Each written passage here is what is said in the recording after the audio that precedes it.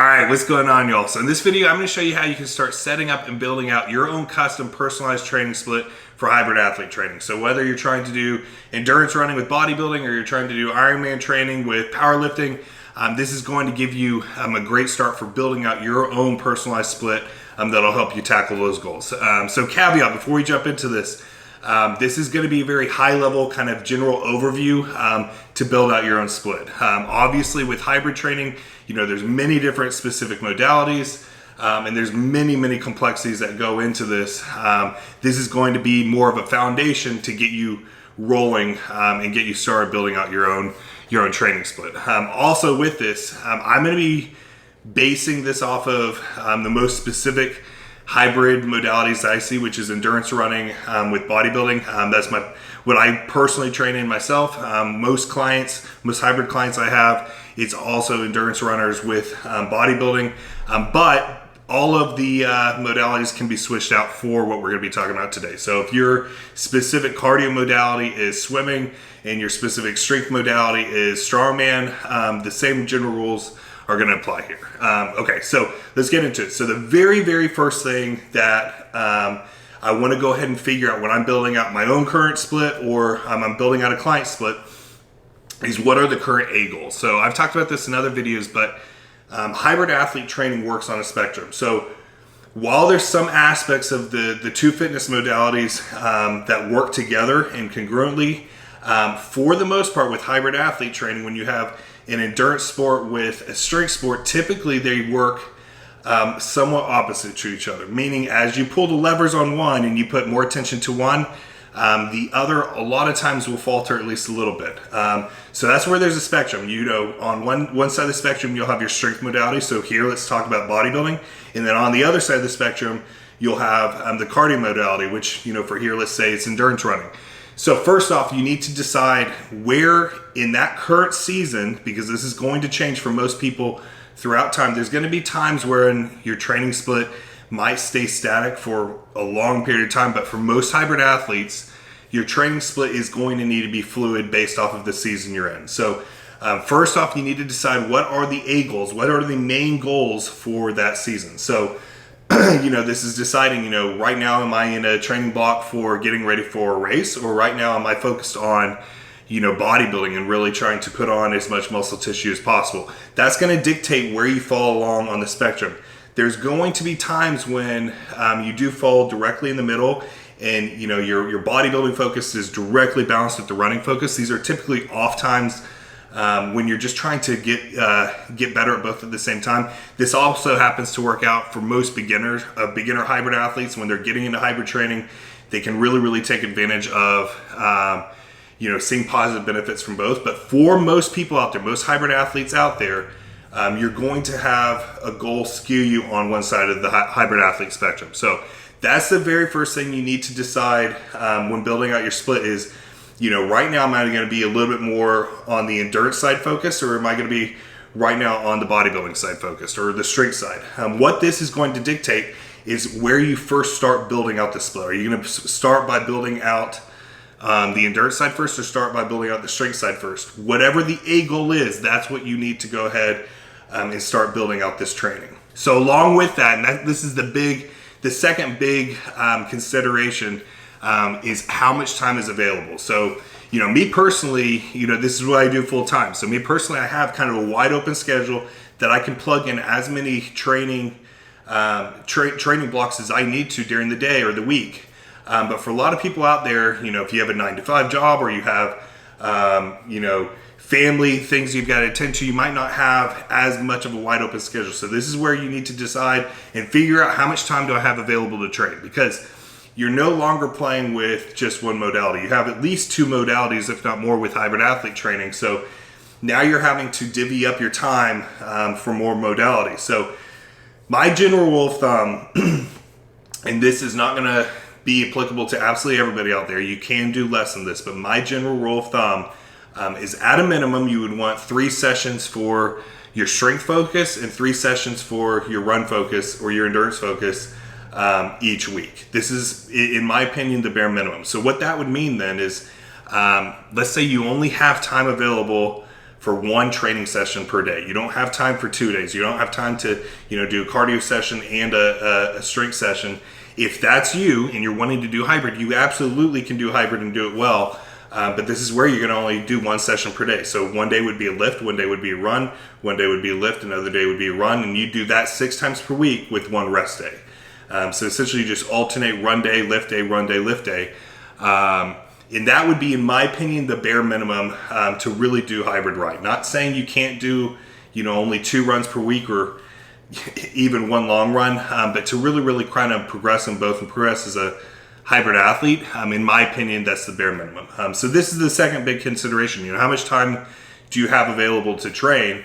And then within there, we're going to be able to kind of plug and play how many training sessions you can do. Now, if you do have all the time in the world, you can way overdo this way too quickly. So this is where you're going to need to be smart with your volume and frequency that you plug in to your training split here. But the whole point with this is figure out how much time you have available to train, figure out what your A goals are for the season, and this is going to now allow us to go ahead and start building out this training split. So let's go ahead and say that the goals for this season is to run a PR for a race. You're trying to beat your personal best at, say, a marathon, or you're trying to run your longest distance in ultra, whatever it is. The main focus has to do with the cardio side. So now you're skewed on the spectrum a little bit to the cardio modality. So first, before we even think about the lifting side, let's go ahead and start building out what an optimal split would look like for building out to that race. So like, let's say you've got 16 weeks until that race. We're now going to go ahead and reverse engineer those 16 weeks full of the training runs that we need to hit the goal that we need. So this is where you're probably going to plug in more runs here than what you have available, because you're going to need to also dictate or give some of this room to the lifting. But this is going to give us a good foundation to see where we can go ahead and pull from here, because most of the runs are going to need to stay in play if that is the main goal. Basically, the time that the goal is to PR with the race, or the goal is to get better at the cardio side, we're going to need to let the lifting come down a little bit. This is where it mainly goes a little bit more into maintenance mode on this side. We're not wanting to drop off muscle tissue. We're not wanting to regress on the bodybuilding side or on the lifting side. But this is where it mainly goes to finding out what is basically the volume and frequency amount that'll allow us to maintain where we're at during the season. And what you need to also keep in consideration is, as miles are ramping up through the training plan, this is where, along with the training split, you need to have a good diet plan in place. Because if you're going to maintain the volume and frequency over here as volume is jacking up over here, you're going to need to go ahead and also be bumping up food as well. But that's a talk for another time. So now we've got all our runs plugged in. Now we can go ahead and decide what to do on the lifting side. So this is where, if we're finding out what maintenance is, it's not going to be a ton of time per week. So let's say you're getting really heavy into a marathon training block. You're trying to PR a marathon. This is where, towards the end of that training block, your lifting sessions might now only be pulled back to 3 times per week. Once again, this all depends on how much time you have available to train. If you have all the time in the world, you could still be doing 6 runs per week and 5 lifts per week, even deep into a marathon prep. But it all is dictated on A, how much time you have available, and then B, how much of the energy over here is being taken from the run side. And once again, this dictates, how much you fall on wanting to focus a goal on either the cardio side or the lifting side. What I mean by that, so on the cardio side, let's say that right now you're wanting to beat your marathon time by 10 minutes. And you've had a lot of time from your last marathon, a lot of prep time, all that. You're probably not going to need to pull back from the lifting side a ton to make that goal happen. You're still able to progress on the lifting side, all of that. Maybe deep in the training block, as you get close to the race, maybe the lifting needs to come back a little bit. But to hit that goal is probably not going to need to come from a lot from the running side. Whereas if you've got a big, massive goal that you've not come close to before, if you're trying to run the Leadville 100 for the first time, this is where I wouldn't be putting any of my focus towards actually gaining on the lifting side. It would be pure maintenance mode. I mean, even maybe giving a little bit over here to be on this side, because on the hybrid spectrum, essentially if you're doing a goal like that, it's almost all the way bottomed out on the cardio side. So that's where the focus and the energy needs to shift. Now, let's say that the focus right now is on the lifting side and getting better at the lifting side. This is where the running side will then skew down towards more maintenance mode. So maybe now if you're a marathoner or an ultra marathoner, maybe now your miles only go down to say 20 to 40 miles per week. You're more on a maintenance mode with that, what you can do to maintain your aerobic capacity. And then on the lifting side, this is where the volume and frequency would now go up and allow for that weekly training progression to be happening in the gym. Wherever you're having the weekly training progression, for the most part, this is where you're benefiting. So, if your training progression on the running side, your runs are getting better and better and better as miles are going up, you're improving on the running side. If the same thing is happening on the lifting side, your strength numbers and everything in your logbook are going up, you're most likely improving on that as well. So that is a good kind of baseline to go off of. But if you're wanting that training progression in the gym to be going up, this is where you're probably going to need to devote more volume and frequency over here. So this is where I get asked the question, the training split for if you're wanting to bodybuild and do endurance running, what should it be? Should it be upper lower? Should it be bro split? Should it be push pull legs? So for most people out there, if you have 3 or less days to train on the lifting side per week, I would recommend either a full body or upper lower. And this potentially could even go up if you have only 4 days to train per week. But even with that, I prefer push pull legs. So 3 days and under on the lifting side, either full body or upper lower. I like push pull variations for if you have more time. So me personally right now, I'm doing 5 lifts per week, and I've got built in 6 cardio blocks, so 6 cardio sessions per week. That'll be essentially 6 runs per week and then 5 lifting sessions per week. I do a modification of a push-pull leg split. So what I do is on Monday I've got push, Tuesday I've got pull, Wednesday I have quad focused leg day, Thursday is a rest from lifting, Friday is another push day, and then Saturday's another pull day, which is hamstrings, back and bi. So I'm doing a modified push-pull legs, 5 lifting sessions per week, essentially hitting everything about 2 times per week. That is about the max as I would suggest. Like I said, I'm coming over from the bodybuilding side and the pro bodybuilding side and keeping all of that really, really heavily focused. Unless that's you, you're probably not going to need that much. This is where I would say a push-pull legs, rest, push-pull legs, or push-pull legs, rest, push-pull, or even a push-pull arms, legs, rest, repeat split would work great here. But, let's say you have 3 days to train per week and you like just going ahead and annihilating the muscle and getting out and only hitting it once per week. A push-pull legs, so essentially 1 push session, 1 pull session, and 1 leg session, and those be your only 3 lifting sessions per week. That can work as well. I just find that frequency and fitting all the volume needed to at least maintain numbers, if not even get better, you're going to have a better of a time doing that with a full body split or upper lower split if you only have 3 days to train per week. Now, the question of a bro split. For most hybrid athletes out there, I would definitely steer away from this. If you follow me on the bodybuilding side, even with bodybuilding, I'm not the biggest fan of bro splits, but especially with hybrid athletes, in my opinion, they're just not going to be conducive to most hybrid athlete training.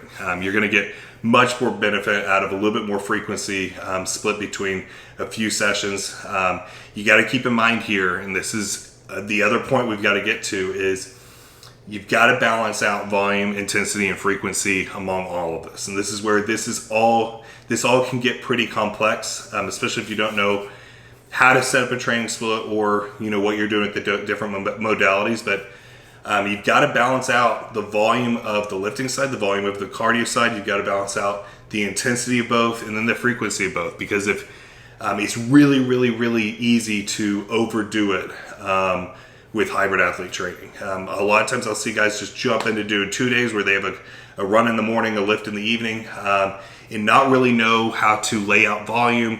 Having the special considerations of where to put in lower back loading movements, not only in relation to their other lifting sessions, but also in relation to the runs, where to put long runs in compared to leg days. This is where there's a lot of considerations here. But the main points here, this should get you started on building out your own split. This is the foundation. If you guys want me to do deeper videos on each complex topic, I can, but the main points here is decide where on the hybrid spectrum you follow. Is right now a endurance or a cardio focus, or a race focus, or is right now a focus where you're trying to bodybuild and put on size before you go into that race season. So first find out what season is it, where is the goal, and sometimes you might line up right in the middle. If it lines up right in the middle, great. Just balance out basically the attention you give to both modalities throughout the week. Obviously, the more sessions you can have that are productive, the more productive sessions you can have for each modality, you're going to get better at each. So assuming the diet's in place, and that's the main caveat here. You've got to have the diet in place and you got to have the recovery in place. If you don't have both of those locked down, none of this is going to work for hybrid athlete training. But assuming you've got a good diet in place, that you know how to ramp up, taper up and taper down food as needed based on the goal, and you have a very, very locked in recovery routine, you'll be able to do this. And this is where then you can just keep adding more volume to the sessions until you kind of feel that point of, I'm not making more progress, or recovery isn't able to keep up with that volume amount. So I would start on the lower end, plugging everything in.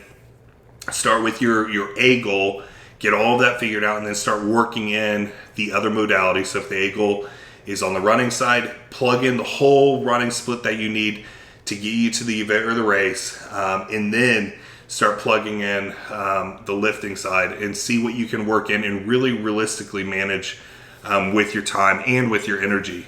And then that'll give you a really good kind of baseline from there. And then you can taper things up and down based off of, as you go into the weeks and you see how much more, how much less energy you have, and all of that. But this will go ahead and get you a good idea, get good setup. There's tons of great training splits out there. And that's another point too, is, if you have no experience with any of this, you've never set up your own training split, this is where, on the bodybuilding side, you can get great free training splits on places like bodybuilding.com. I did that back in my college days. And that'll give you a good kind of framework and idea of how to at least build out lifting training split.